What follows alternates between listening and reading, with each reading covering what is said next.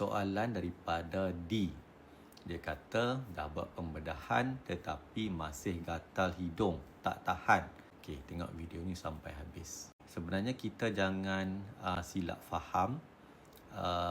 Buat pembedahan sinus, buat pembedahan hidung tersumbat akan melegakan kegatalan. Sebenarnya silap.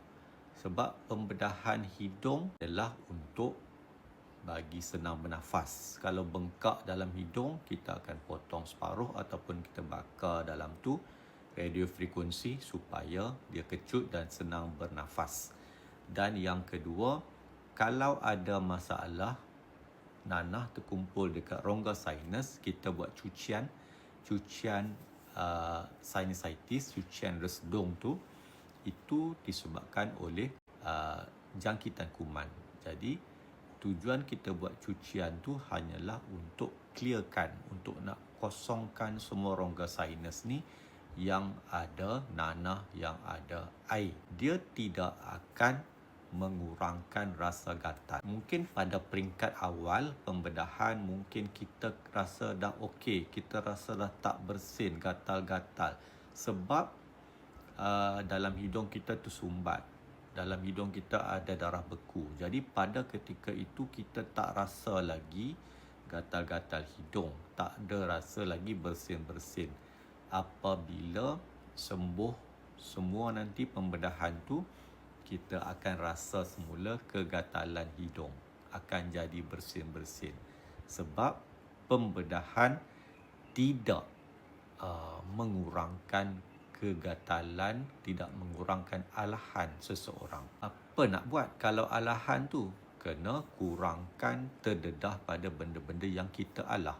Contohnya, kena elakkan daripada habuk, kena elakkan daripada bulu kucing, kena elakkan daripada pemakanan yang menyebabkan gatal. Contoh, makanan laut. Apa lagi yang kita boleh buat kalau dah buat pembedahan tapi masih gatal hidung, masih bersin? So, jalan terbaik adalah ambil ubat. Ubat makan iaitu antihistamin. Contoh macam cetirizine, loratadine, bilastine, Aerius. So, boleh pilih. Dan lagi satu adalah spray hidung yang ada steroid. Spray hidung steroid ni dia tujuan untuk mengurangkan keradangan, mengurangkan alahan. Jadi, jangan ingat lepas buat pembedahan sinusitis, lepas buat pembedahan hidung tersumbat, memang tak akan langsung gatal dalam hidung. Salah.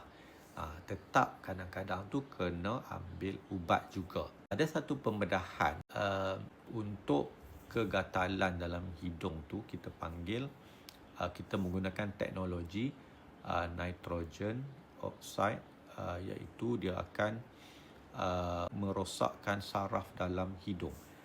Terapi ni kita panggil cryoterapi, iaitu menggunakan Clarifix.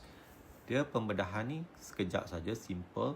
So dia akan masukkan probe ke dalam dekat saraf hidung dekat belakang tu, dan kita akan sejukkan dalam bawah pada 0 darjah Celsius dan dia akan merosakkan saraf kawasan tersebut.